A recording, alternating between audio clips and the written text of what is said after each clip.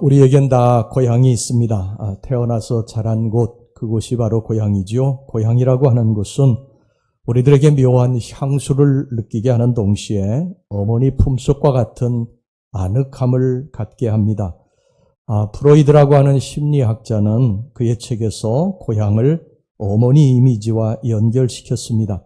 사람이 장성해도 어머니를 생각하면서 그리워하듯이 고향을 그리워한다는 것입니다. 해마다 명절 때가 되면 이북에 고향을 둔 사람들이 휴전선 가까이 가서 고향 땅을 바라보며 하염없이 통곡하는 모습을 TV를 통해서 우리가 자주 봅니다. 고향과 어머니, 어떻게 보면 전혀 상관이 없을 것 같은 이 두 단어는 그리움이라고 하는 곳에서 만납니다.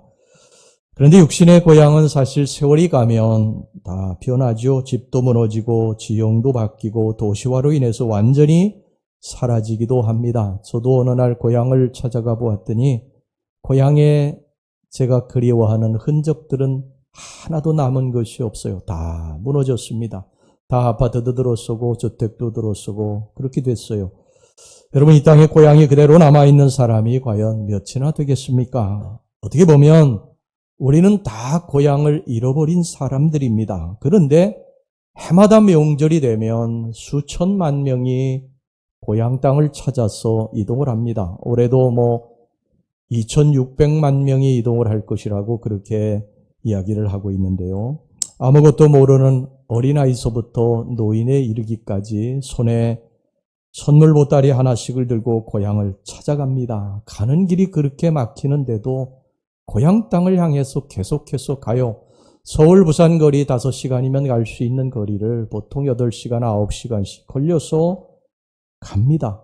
힘들어서 다시는 가지 말아야지 그러는데 또 그 다음 해가 되면, 명절이 되면 또 변함없이 고향 땅을 찾아가요.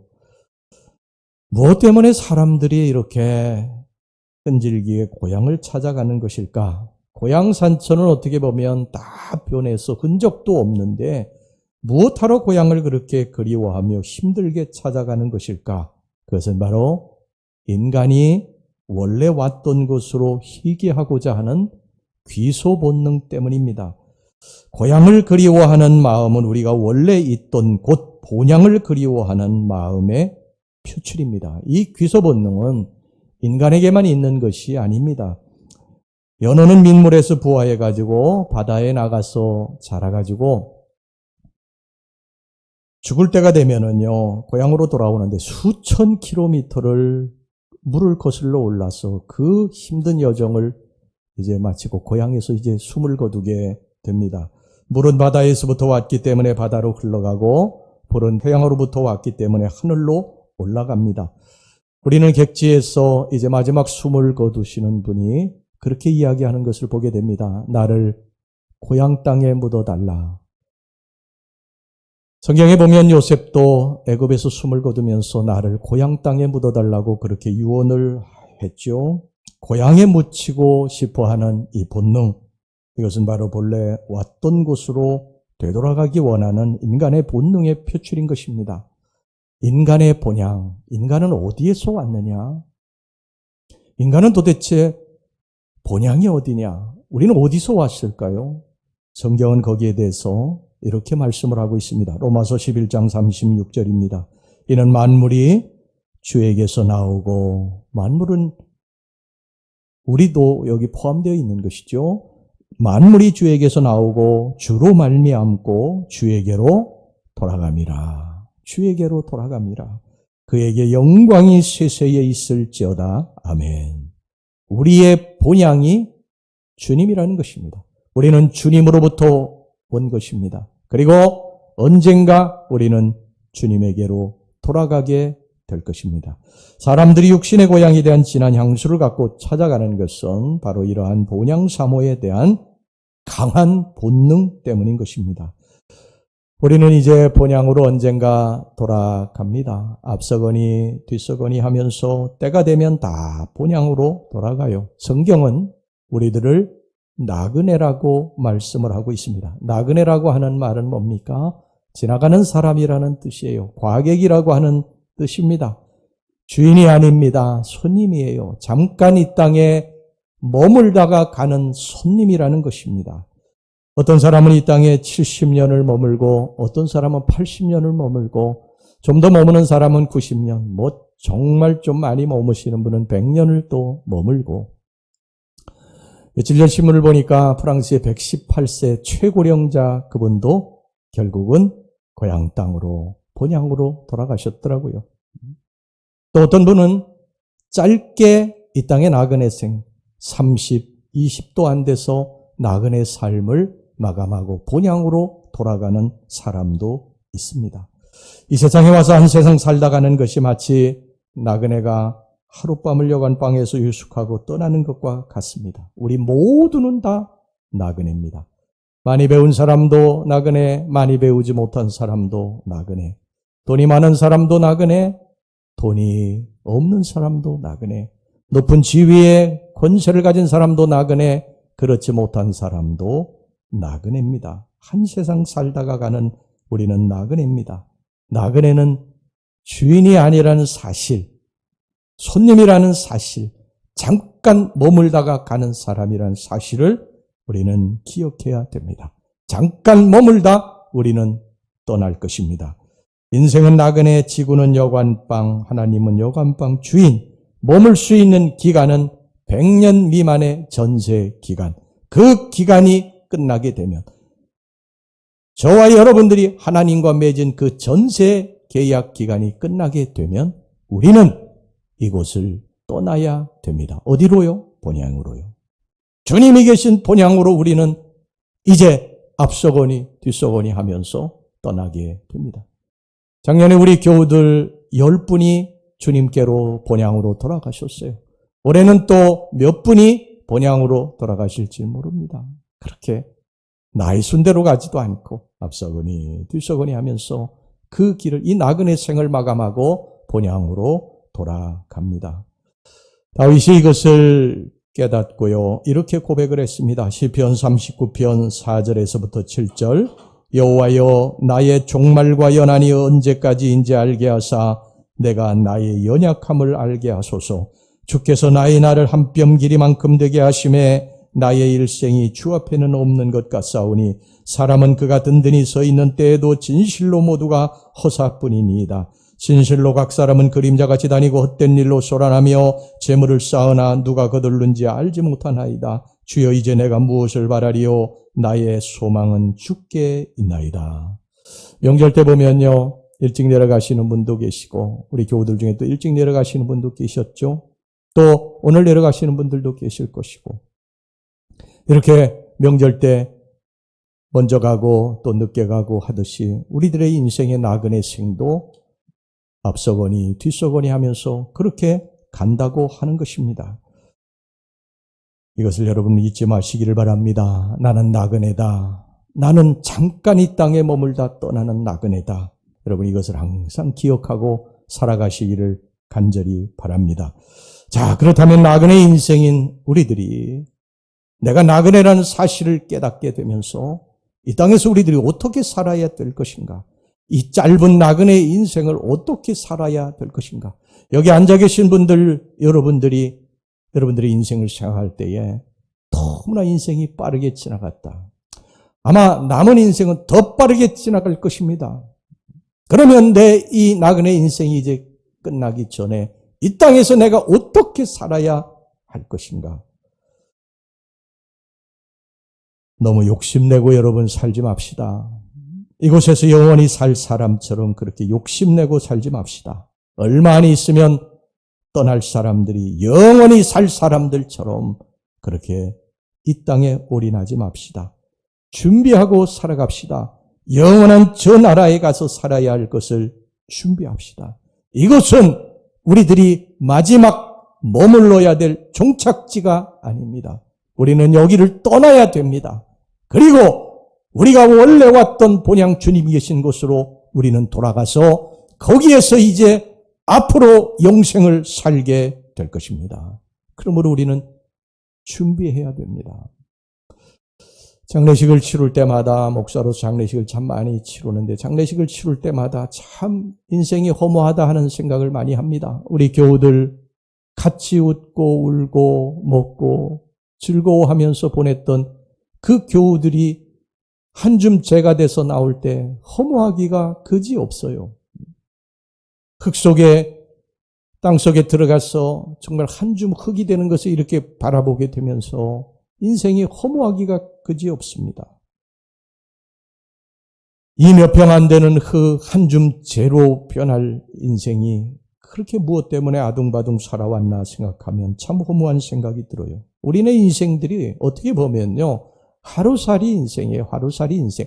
하나님 편에서 보면 하나님은 천년이 하루 같다고 그러셨는데, 하나님 편에서 보면 우리네 인생은요, 정말 하루살이 인생만도 못해요. 그런데 그 하루살이 인생 같은 이 나그네 인생을 살면서 그냥 영원히 살 사람들처럼 막 아둥바둥하고 그렇게 거기에 목숨을 걸고 매달리는 모습들을 바라볼 때, 여러분, 우리는 다시 한번 내가 나그네 인생, 내가 여기에 영원히 머물 사람이 아니라 언젠가 떠나야 된다는 사실을 깨닫고 다시 한번 우리들의 삶의 우선순위, 목적, 가치관 이런 것들을 새롭게 정립하시기를 주의 이름으로 축원합니다. 하나님은요, 우리들에게 계속해서 성경을 통해서 말씀하세요. 너희는 나그네다. 여기 영원히 살아야 될 사람들이 아니다. 너희들이 가야 할 저 영원한 본향이 있다. 이제부터 그것을 너희들이 준비해야 된다. 여러분, 우리가 이것을 이제 깨닫게 될 때요, 우리들의 가치관이 변하게 됩니다. 삶의 목적이 이제 바뀌게 됩니다. 시간과 돈을 더 현명하게 쓰게 됩니다. 이전에는 돈 벌어가지고 나의 육신을 만족해 하고 집 확장하고 건물 짓고 땅 사고 집 꾸미고 물질 쌓아놓는 것에 낙을 삼고 살았다면 이제는 영원한 하나님 나라를 위해 사용하게 됩니다. 좀 더 하나님을 기쁘시게 하는데 사용하고 영원한 나라에 기억되는 일에 쓰고자 합니다. 나의 명예와 자존감 또 성취감 이런 것보다도 하나님의 영광, 하나님의 기쁨 이런 것에 더 큰 비중을 두고 살게 됩니다. 삶의 목적과 가치관이 완전히 달라지게 되는 것입니다. 하나님이 잠깐 이 세상에 사는 동안 우리들에게 맡겨놓으신 것, 우리는 청직이다. 내 것이 아니다. 이것을 하나님의 영광을 위해 쓰다가야겠구나. 이런 생각으로 완전히 바뀌어지게 되는 것이죠. 여러분들이 이 땅에서의 삶이 우리 삶의 전부라면요, 나는 이제부터 여러분들에게 인생을 즐기고 살라고 제안할 것입니다. 착하고 도덕적으로 살아야 된다. 신앙생활 열심히 해야 된다. 이런 이야기 그만둘 거예요. 우리의 삶이 이 땅이 마지막인데 무엇하러 그렇게 이야기하겠습니까? 이 땅에서 마음껏 먹고 즐기고 막 그렇게 살다가 가십시오. 그렇게 말해야 되지요. 근데 여러분, 성경은 이 땅이 우리들의 마지막이 아니라고, 마지막 종착지가 아니라고, 우리들이 가야 할 영원한 나라가 있다고 계속해서 우리들에게 말씀을 하고 있습니다. 그 나라는 우리들이 눈으로 보는 나라가 아니고 믿음으로 보는 나라인 줄로 믿습니다. 그 본향에 대한 믿음을 가지고 우리는 이 땅에서 어떻게 살아야 할 것인가를 정해야 되는 것입니다. 그래서 우리는 다른 세상 사람과는 다른 삶을 살아야 되는 것이죠. 더구나 이 땅에서 우리 삶이 죽음 저편에 영향을 미친다고 한다면 어떻게 우리가 인생을 막 살 수 있겠습니까? 그래서 하나님은 지금 우리가 이 세상에서 이 세상 것을 사랑하며 이 세상에서 영원히 살 사람처럼 사는 것을 늘 경계하십니다. 여러분, 성경에 보면요, 아브라함도 굉장히 많은 부를 축적한 부자였어요. 거부였어요. 그럼에도 불구하고 그는 견고한 집을 짓지 않았습니다. 이곳으로 저곳으로 쉽게 옮길 수 있는 장막을 치고 살았다고 성경이 말씀하고 있는데, 그 이유는 뭐냐 하면은 저 영원한 나라, 내가 이 땅에 견고한 집을 짓고 사는 이곳이 마지막이 아니라 저 영원한 나라에 내가 언젠가 가서 살아야 할 것을 그가 바랐기 때문이라고 성경이 말씀을 하고 있습니다. 여러분, 창세기 25장 7절 8절 보세요. 아브라함의 향년이 175세라 그의 나이가 높고 늙어서 기운이 다하여 죽어 자기 열조에게로 돌아가며 175세에 그가 돌아갔는데, 그가 돌아가기 전에 늘 장막을 치면서 이곳저곳으로 옮겨 다닌 것은 그의 인생이 나그네라는 사실을 그가 깨달았기 때문인 것입니다. 이곳이 마지막이 아니라 내가 이곳에 견고한 집을 짓고 뿌리 내리고 그렇게 사는 그것이 마지막이 아니라 저 영원한 나라가 있어. 내가 그곳으로 언젠가 이제 갈 것이다. 그래서 장막을 치고 살았다는 것입니다. 우리도 언젠가 여러분 돌아갑니다. 언젠가는 우리도 흙 속에 묻히게 될 것입니다. 한 줌 재가 되어서 나오게 될 것입니다. 나의 인생의 끝이 있음을 알아야 됩니다. 여러분 얼마나 더 살겠다고 그렇게 욕심을 부립니까? 우리는 준비해야 될 줄로 믿습니다. 본향을 위해서 우리가 준비해야 됩니다. 우리의 나그네 인생이 얼마나 될는지 알지 못하지만 누구든지 준비해야 돼요. 이 프란시스 사비에라라고 하는 이 선교사가 있습니다. 그는 본래 스페인 사람이었지만은 포르투갈 요한 3세 왕의 요청으로 인해서 인도, 중국, 일본까지 선교를 했어요. 그래서 일본에 선교를 한 사람이 프란시스 사비에르입니다. 이 프란시스 사비에르가 동양 선교의 선구자라고 불려지는데 이 사람이 선교지 현장에서 임종을 맞으면서 자기 나라의 왕에게 유언겸 편지를 썼습니다. 그 편지 내용 중에 이런 글이 있습니다. 폐하께서는 어느 날인가 하나님 앞에 서야 할 시간이 있음을 잊지 마십시오. 그 끝날의 결산을 위하여 겸손하게 살도록 힘쓰십시오. 주님 앞에 설 때 부끄러움 없이 설 수 있도록 준비하며 오늘을 사십시오. 여러분, 정리해야 됩니다. 짐을 꾸려야 됩니다. 우리가 고향으로 갈 때, 명절에 고향으로 갈 때 짐을 꾸리지 않습니까? 그리고 집안을 대충이나마 정리하고 고향으로 내려가게 됩니다. 우리가 저 영원한 아버지 계신 주님 계신 곳으로 가기 전에 우리들의 짐을 꾸려야 됩니다. 그리고 삶을 정리해야 돼요. 이것이 우리들이 이제 마지막 해야 될 일인 것입니다. 우리는 이 땅에 잠깐 여행 온 것입니다.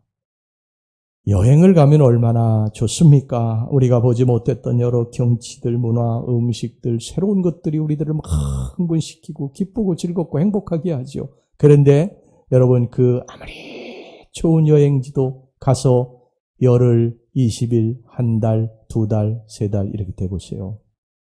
굉장히 힘이 듭니다. 그리고 어떤 생각이 드는 줄 아십니까? 집에 가고 싶다. 집에 가고 싶다. 우리 인생에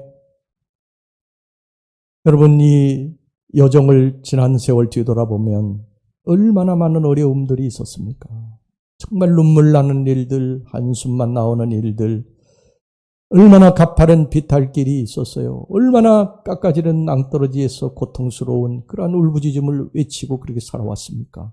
광야라고 하는 것은, 인생이라고 하는 것은 힘들고 어려운 곳임에 분명합니다. 어느 날인가는 이제 본향에 가고 싶다. 이런 생각이 들게 될 것입니다. 우리는 여행을 마치고 돌아와서 한마디씩 해요. 폭포도 멋있었고, 산도 멋있었고, 호수도 멋있었고, 음식도 맛있었고, 건물도 기가 막히게 아름다웠고, 계곡도 너무 멋있었어. 그런데 집보다는 못하네. 집이 제일 좋구나.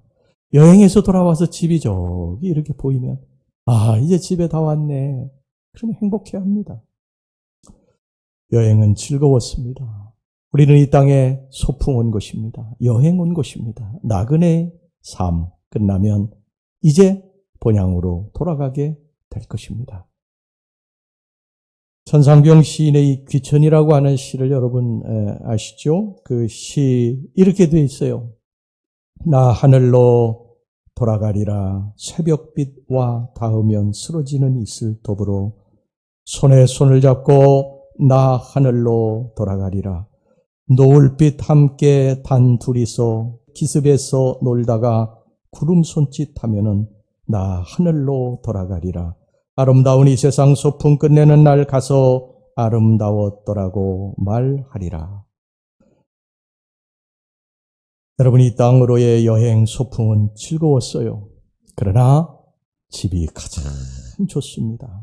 죽음이라고 하는 것은 본향을 향해서 가는 그러한 관문입니다. 허무의 길이 아니라 반드시 이 땅에서 저 땅으로, 이 땅에서 저 본향으로 가는 통과제의 문입니다. 우리가 저 밖을 나가려면 저 문을 열고 나가야 되듯이 우리가 이 땅의 생을 끝내고 나그네 생을 끝내고 저 주님 계신 본향으로 가려면 반드시 죽음의 문을 거쳐야 된다는 것입니다. 그래서 우리 믿는 사람에게 죽음은 끝이 아니라 새로운 세계로의 문, 시작인 것임을 여러분 기억하시기를 바랍니다. 우리는 하나님께로부터 왔다가 하나님께로 돌아갈 것입니다. 죽음은 온 곳으로의 귀환입니다. 수학여행 떠난 아이들이 집에 돌아올 때 그 푸짐한 경험과 그리고 이야기를 안고 오고 또 부모님께 드릴 자그마한 선물을 손에 들고 그렇게 돌아오지 않습니까? 우리는 우리의 인생의 여정이 끝났을 때 우리 주님께 무엇을 보고하겠습니까?